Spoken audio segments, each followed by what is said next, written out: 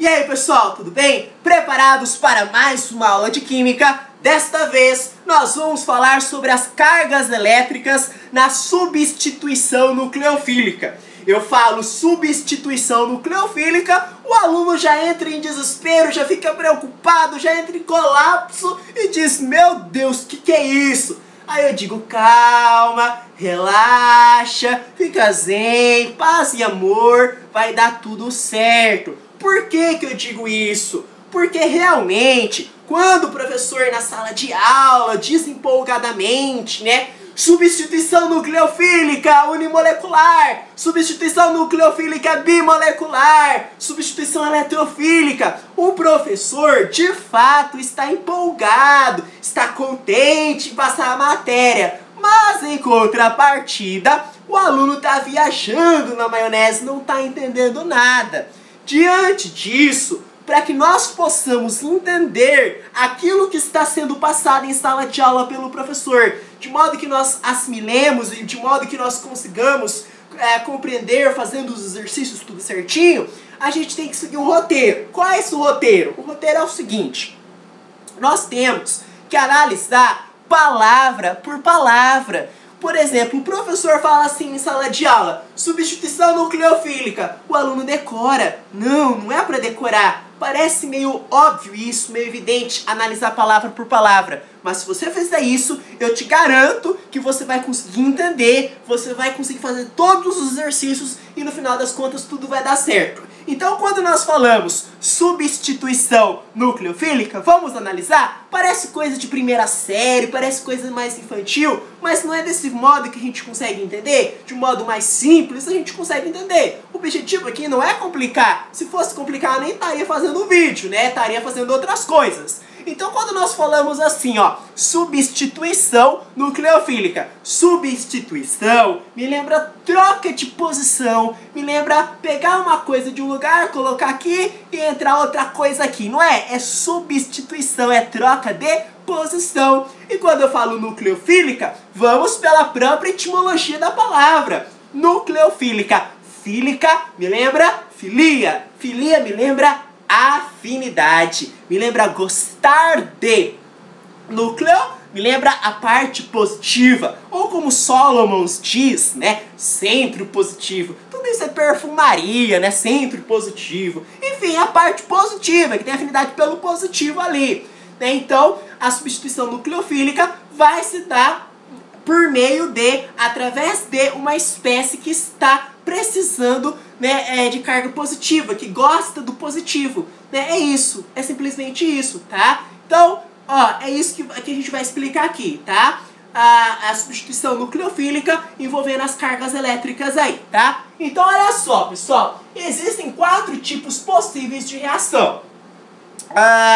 A primeira reação se dá entre um substrato neutro e um nucleófilo negativo. Pessoal, parece meio óbvio isso, mas olha só, eu tenho uma caneta azul aqui. Aqui eu tenho uma caneta preta. Se eu pegar a caneta preta e colocar no lugar da azul, o que está acontecendo? Eu estou substituindo uma coisa pela outra. É uma troca de posição. A preta entrou no lugar da azul e a azul, por sua vez, entrou no lugar da preta. Então isso é o quê? É uma substituição. Só que essa substituição vai se dar por uma espécie nucleófila, que é o nucleófilo negativo, e o outro que é o substrato neutro, tá? Então olha só.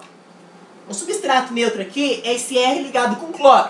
O que significa isso? Eu aprendi em Química Orgânica 1 que quando eu tenho R, isso indica que é um radical alquila. Vai pela própria etimologia da palavra. Alquila me lembra alcano. Alcano é o quê? É hidrocarboneto, que só tem carbono e hidrogênio por meio de ligações simples, porque é alcano. Então, esse R é um radical alquila, é advindo, é proveniente de um alcano com uma valência livre, então R com cloro.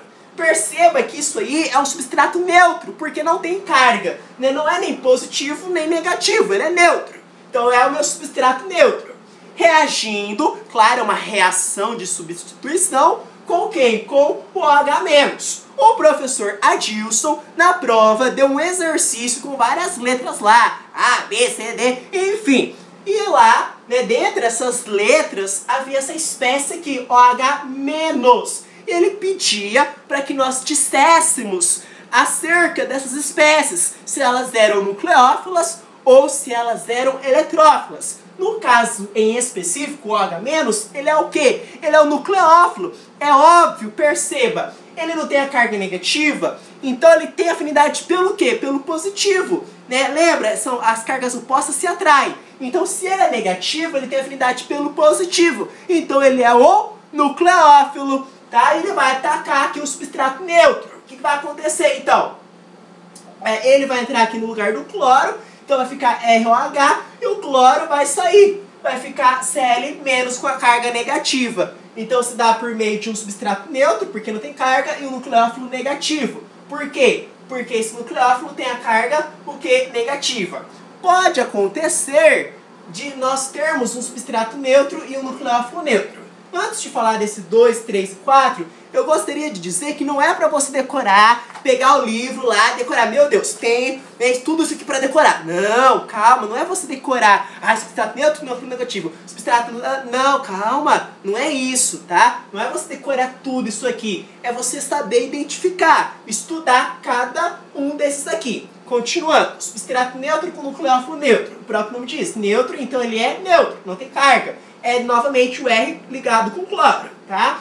Aqui o nosso nucleófilo é o PO3 com esse risco no oxigênio. Aí você diz, isso aí tá errado, não tem esse risco. É claro que tá certo, tá? E o que é isso aqui? Isso aqui é o trifenil fosfina, tá? Em que o fósforo é o nucleófilo, tá? Então ele é o nucleófilo, então vai atacar aqui, vai entrar no lugar do cloro. Então vai ficar RPO3 com a carga positiva e o cloro sai com a carga negativa, tá? O próximo é o substrato positivo com o nucleófilo negativo. Por que o substrato é positivo? Ora, porque a carga é positiva, né? É simples, pessoal, não tenta complicar, né? O problema da gente é que muitas vezes a gente quer complicar algo que é simples. Então olha só, se o substrato, não é que eu quero falar, né, dar uma de bonzão, não é isso, é porque realmente, de fato, né, o conteúdo é simples, porque é claro que existem coisas mais complexas, não desmerecendo, evidentemente, tá? Vocês estão entendendo o que eu quis dizer, né? Então substrato positivo, né, aqui a carga é positiva,